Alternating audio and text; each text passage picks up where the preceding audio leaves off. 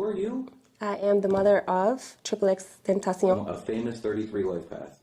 And he is the one who puts you in this beautiful home, correct? Absolutely. Your son had a great love for the occult, didn't he? Yes, he did. Did he ever mention numerology, astrology, tarot to you? He did, all the time. Tell us how those conversations went. It didn't go too well because I was raised in a Christian home, and it was just not something that I was interested in, so I was always dismissive. He believed that everything is written in the stars and, you know, all that stuff, and had a lot of books on it. And what years are we talking about here? 16, 17, on up. Okay, and you weren't trying to hear any of it? I wasn't trying to hear any of it. I didn't start getting into that stuff until after he passed away. Is that when you regrets that you should have listened to him a little bit more? 100%. And that's what you got me over here for now. Astrology himself in the occult, correct? Correct. Go ahead. These are some of his books, just so you have an idea of where his mind was and the things that he found interesting. So he was definitely into the occult, numerology, and astrology. Everything. And there's more here. Magic of Believing and 48 Laws of Power, mythology, magic, everything you can. Very nice. Is here. The astrology. And where's the book that he gave Power you? of the 8. I'm looking for it. And the reason that's important is because she's an 8 life path in numerology. Your son knew that. That's why he gave you that book. Yeah. Yeah. Where is it? Where is it? Oh, it's in my room. But look, birthdays, secret language of birthdays. Yep. Look, the cosmos, like he was into all So again, this is no doubt that one of the greatest young minds in music history was influenced by numerology and astrology himself in the occult, correct? Correct. This is his mother telling you this. Correct. It's on my Instagram right now. He said that. He said, I'm back in this realm, and he talked about, you know, being in the school and being in the system and stuff like that. Did he talk about past lives quite often? Not quite often, but he does believe that. He believes in it, okay. Sure. He believes that energy cannot be destroyed. So even if he passes away, that he will return. Mm-hmm. And one of the things that he told me that kind of stick with me is that he said, when I die, I'm going to come back through you. I'm going to always choose you. He's going to come back through you, wouldn't he? He said he picked me to be his mother in this lifetime, and he will always pick me in every lifetime. Yeah. Your son's a martyr. Mm-hmm. Do you believe that? I believe that. Did he tell you that he was going to be a martyr? No. But he said, you're going to see how genius I am when I passed away. Do you think he expected to pass away? Oh, yeah. He talked about that all the time. Talked about it all the time. He told me that he wasn't going to make it at 21. Me and plenty of other people all the time. Stop. Yeah.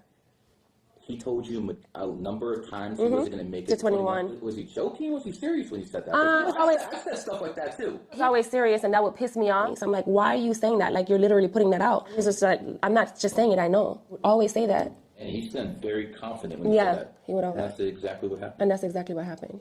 That nobody knows. Mm-hmm. The day before he died, that night, he went to Walmart by himself and bought a load of white candles.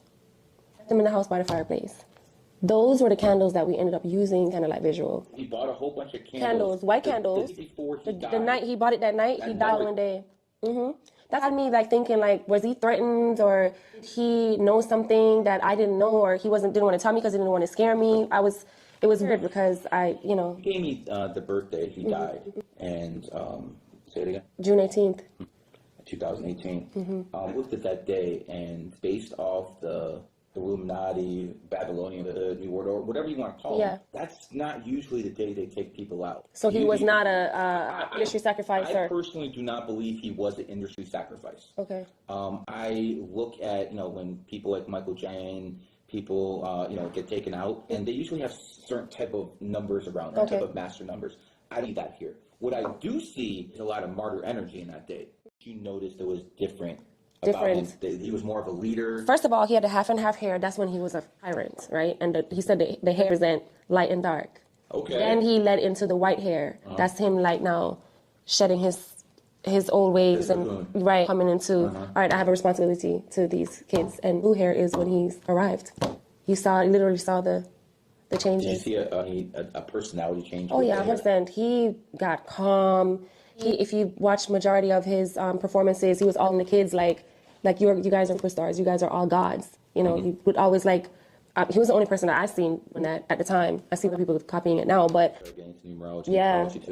I started like trying to figure him out and to see if there's a way that I can contact him. Like, It's weird. I started seeing all these spirit boxes on YouTube and people. One of them I actually heard voice. It sounded like his voice. I don't know if they're playing or who did it. Be very careful with gypsies. Yeah, no. I mean, I haven't reached out to anyone, but I just, was like listening to that type of stuff and.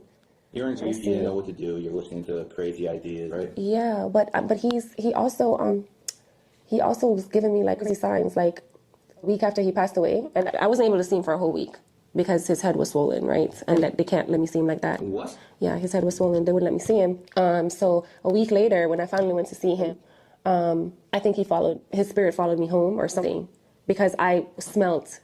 So what they did, how they embalmed him or did something where they able to put him in a wall and rot, right? You dehydrate, but you don't rot. So if we should pull him out right now, he would have everything intact.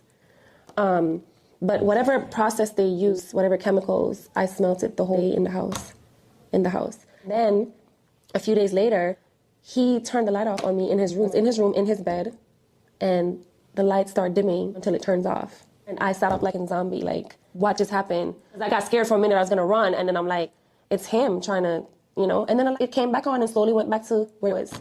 It's like, have you had any other experiences like that? I've had a heart in the sky that's on Instagram.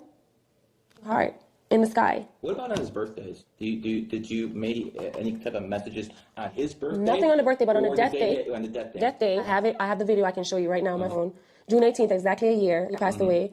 I had a double rainbow outside, and it landed on my house. Usually you can go to the back of the house and see where the end is. It was on top of my house, double rainbow. Any doubt that's him? Of course, 100% that's him. 100%. And I also felt him sit on my bed one night when I was sleeping. I felt the bed just like, when someone laid on the bed? I felt that. And then I also have a video on my phone. A friend of mine bought me one of those bears, the Build-A-Bear, and she put a voice box in the bear. It says, I love my mom to death. She said, at my eye, because he did an interview where he sat, right? So she pulled that part and she put it there. And one day I was massaging the room, and you have to squeeze it, by the way, for it to talk. The bear starts talking on its own. And I was able to capture that on my phone. He's definitely sending you messages. He's sending me messages.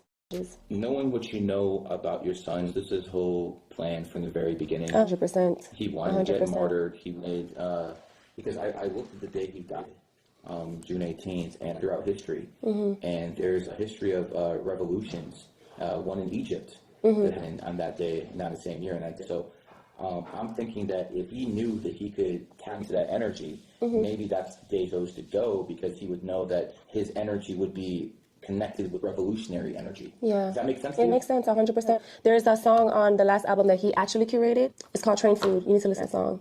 He basically describes the day he dies. Yeah.